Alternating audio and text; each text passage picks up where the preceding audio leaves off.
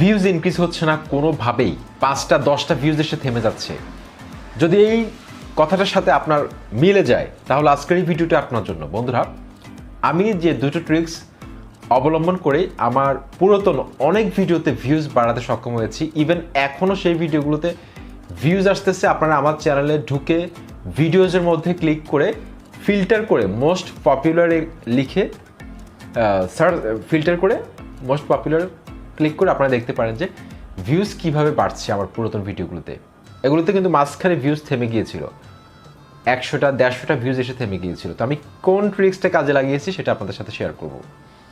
আশা করছি সম্পূর্ণ ভিডিওটি আপনারা দেখতে থাকবেন। এমনকি যারা নতুনভাবে আমাকে দেখছেন চ্যানেলটি সাবস্ক্রাইব করে দিন, আর যারা সাবস্ক্রাইব করেছেন থ্যাংক ইউ সো মাচ। সাথে রয়েছে তারিম খান। বন্ধুরা, প্রথম যে ট্রিক্সটা আমি কাজে লাগিয়েছি, আমি চিন্তা করলাম যে যেহেতু ভিডিওগুলোতে ভিউজ থেমে গেছে, 10 দিন 15 দিন ভিউজ আসার পর হঠাৎ করে থেমে গেছে, বা পুরাতন অনেক ভিডিওতে ভিউজ থেমে গেছে, কিন্তু ভিডিওগুলো অনেক ভালো, আমি অনেক আশাবাদী যে এই ভিডিওগুলো যদি কোনো ইউটিউবে ইমপ্রেশন পাঠায় এগুলোতে আজীবন দর্শকদের ইন্টারেস্ট থাকবে, দর্শকরা উপকৃত হবে, ইনফরমেশন ভ্যালু রয়েছে প্রচুর। সেজন্য আমি কি করলাম, সিদ্ধান্ত নিলাম যে ভিডিওর মেটাডাটা চেঞ্জ করতে হবে, টাইটেল, ট্যাগ, ডেসক্রিপশন বক্স। দেখুন, আমি 6 মাস আগে যে ভিডিওটি তৈরি করেছিলাম, এসইও করেছি, ইউটিউবের যে অ্যাপসে ঢুকে সার্চ সেকশনে ক্লিক করে কিওয়ার্ড সিলেক্ট করে আমি যেভাবে এসইও করেছি সেই কিওয়ার্ডগুলো হয়তো বর্তমান সময়ে কাজে নাও লাগতে পারে। ওই সময় মানুষ যেগুলো লিখে সার্চ করতো এখন হয়তো মানুষ সেগুলো লিখে সার্চ নাও করতে পারে। সেজন্য এখনকার সময় এসে সার্চ সেকশনটিকে আমাকে আবার কাজে লাগাতে হবে এসইও করার ক্ষেত্রে।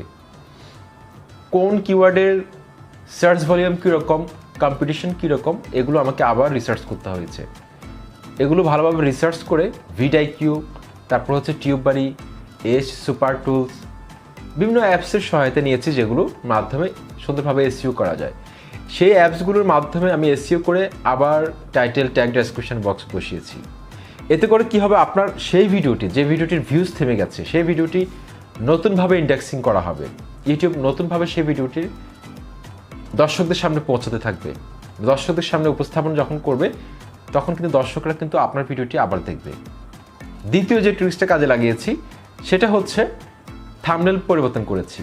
হয়তো আমার থাম্বনেলটি ভালো ছিল না, যার কারণে ইমপ্রেশন, ক্লিক থ্রু রেট কমে গেছে, ইউটিউব নতুন দর্শকের কাছে উপস্থাপন করেনি আমার ভিডিওটিকে। সেজন্য ভিডিওটি ভিউজ থেমে আছে, ইউটিউব রিকমেন্ড করছে না। সেজন্য ইউটিউবের রিকমেন্ডেশন পাওয়ার জন্য, নতুনভাবে ভিডিওটিকে আবার ইন্ডেক্সিং করার জন্য আমি কি করেছি, আকর্ষণীয় একটি থাম্বনেল তৈরি করেছি। যে থাম্বনেলটি দেখেই দর্শকদের মধ্যে একটা কৌতূহল তৈরি হবে যে আসলে এই ভিডিওটার মধ্যে এমন কিছু আছে যেটা আমাদের প্রয়োজন, যাদের ভিউজের দরকার। আমি এমনভাবে থাম্বনেলের মধ্যে কিছু টেক্সট ব্যবহার করেছি যাতে করে দর্শকরা ক্লিক করতে বাধ্য হয়, বা এমন কিছু ছবি অ্যাড করেছি যেগুলো দেখে দর্শকরা বিশ্বাস করতে বাধ্য হয় যে এই ভিডিওটার মধ্যে আমরা যেতে চাচ্ছি সেটা আছে। অর্থাৎ থাম্বনেলের মধ্যে একটা কৌতূহল রাখতে হবে, একটা আকর্ষণ রাখতে হবে, যাতে করে দর্শকরা ক্লিক করে। ক্লিক যদি না করে তাহলে কিন্তু ইমপ্রেশন, ক্লিক থ্রু রেট বাড়বে না। আপনার ভিডিওটা অনেক ভালো, কিন্তু দর্শকরা যদি ক্লিক না করে, থাম্বনেলটা যদি ভালো না হয়, তাহলে কিন্তু দর্শকরা ক্লিক কীভাবে করবে? প্রথমে ক্লিক করাতে বাধ্য করতে হবে, তারপর প্রথম 30 সেকেন্ডের মধ্যে ভালো কিছু বলতে হবে যাতে করে দর্শকরা পুরো ভিডিওটা দেখে। এই দুটো ট্রিক্স কাজে লাগিয়ে আমি কিন্তু আমার চ্যানেলের অনেক ভিডিওতে ভিউজ বাড়াতে সক্ষম হয়েছি। ক্রমান্বয়ে সেগুলোতে ইমপ্রেশন আস্তে আস্তে বাড়তেছে। একটা সময় কিন্তু এগুলো মিলিয়ন ভিউজ হিট করবে, আমি সেটা আশাবাদী।